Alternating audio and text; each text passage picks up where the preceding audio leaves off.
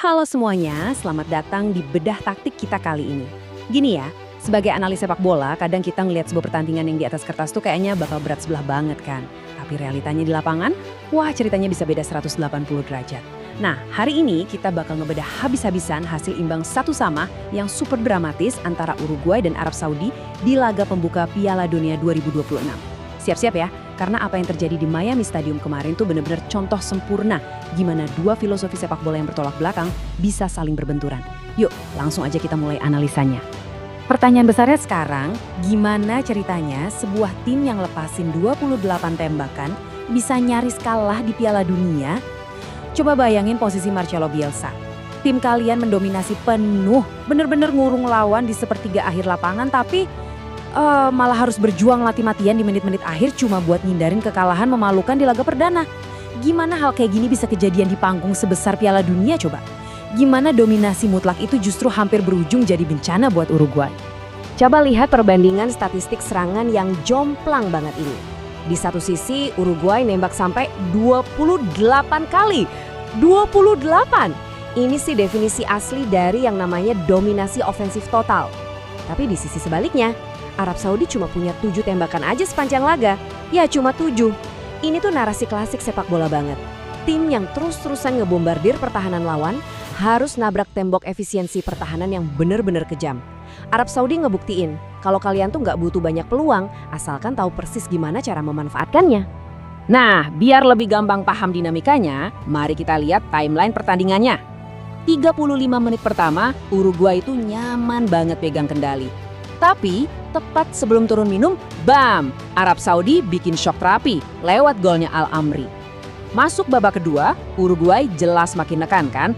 Manuel Ugarte bahkan sempat nembak kena tiang. Dan kebuntuan itu baru benar-benar pecah di menit ke-80 lewat gol penyelamat Maxi Araujo. Pertandingan ini tuh ngajarin kita gimana cara nahan gempuran dan nyolong kesempatan emas di momen krusial. Kita tarik mundur sedikit ke peluit awal ya. Skuad asuhan Marcelo Bielsa ini langsung ngegas. Mereka dominan banget pegang penguasaan bola sampai 60% di 35 menit pertama. Mainnya proaktif, bola ngalir mulus dari kaki ke kaki, bahkan Federico Vinas sempat ngancam gawang lewat sundulan dari corner kick. Tapi ya gitu, penguasaan bola tinggi itu nggak selalu jaminan gol kan? Uruguay ngebentur tembok blok rendah Arab Saudi yang super disiplin dan rapat. Iya mereka pegang bola, tapi susah banget buat masuk ke zona berbahaya. Terus lihat deh apa yang terjadi kalau konsentrasi hilang sedikit aja. Pas babak pertama mau kelar, Arab Saudi tiba-tiba dapat momentum. Proses golnya tuh klinis banget. Berawal dari sundulan Muhammad Kano yang sebenarnya udah ditepis dengan gokil oleh kiper veteran Uruguay, Fernando Muslera. Tapi siapa coba yang reaksinya paling cepat? Abdulillah Al-Amri. Dia bisa baca arah bola rebound lebih cepat dari semua bek Uruguay dan tinggal nyontek santai ke gawang. Cuma butuh satu momen transisi dan boom, satu gol tercipta. Kalau kita ngomongin taktik, poin krusialnya kelihatan banget di angka expected goals atau XG ini.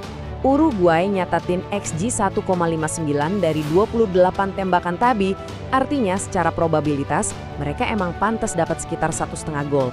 Di sisi lain, Arab Saudi bahkan nggak nyentuh angka 1, cuma 0,99 XG. Data ini tuh jadi bukti sahih betapa gilanya efisiensi Arab Saudi. Punya probabilitas gol di bawah 1, tapi bisa unggul pas turun minum. Bener-bener level efisiensi yang luar biasa. 0. Coba bayangin, 0 tembakan. Gak, ini bukan salah input data kok. Ini fakta di lapangan. Sepanjang 45 menit babak kedua, Arab Saudi nggak ngelepasin tembakan sama sekali. Kosong. Mereka bener-bener cuma parkir bus, nyerap gelombang serangan tanpa henti dari tim raksasa Amerika Selatan ini. Uruguay sukses ngurung mereka di area pertahanan sendiri, bikin babak kedua berasa kayak main setengah lapangan doang.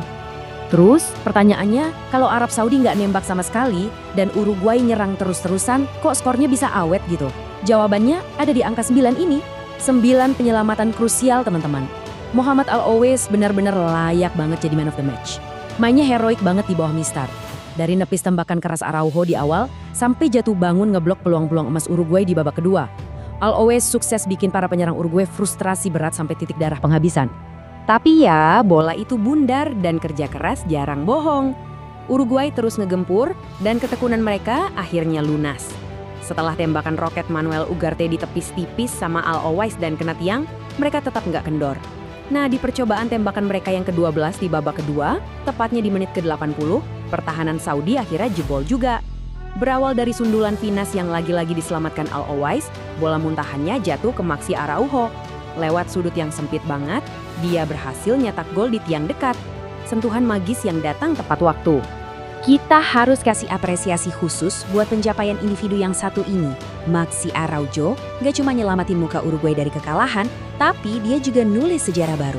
Fakta menariknya nih, dia jadi pemain Uruguay pertama yang bisa nyetak gol di laga debutnya di Piala Dunia semenjak sang legenda Diego Forlan ngelakuin hal yang sama waktu ngelawan Senegal tahun 2002 lalu.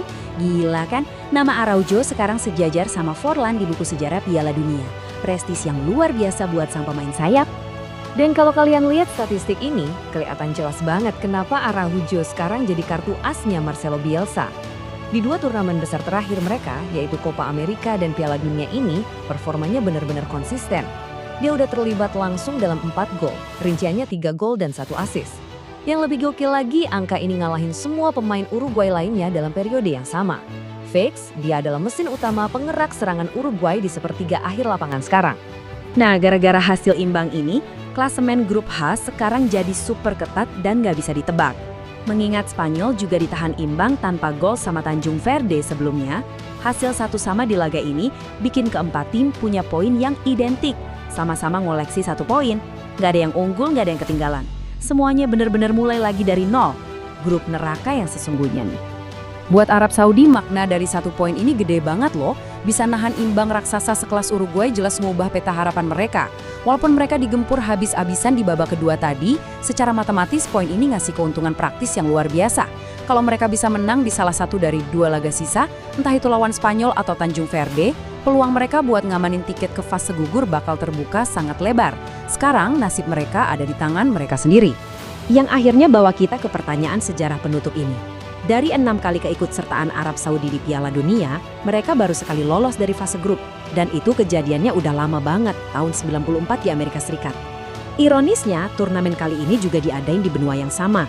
Dengan modal pertahanan yang super rapat, kiper yang tampil kesetanan, plus serangan balik yang super klinis, kira-kira apakah ini bakal jadi momen kebangkitan historis buat Arab Saudi? Pasti bikin penasaran kan? Terima kasih udah ngikutin bedah taktik kali ini, dan mari kita tunggu kejutan apa lagi yang bakal tersaji di grup H.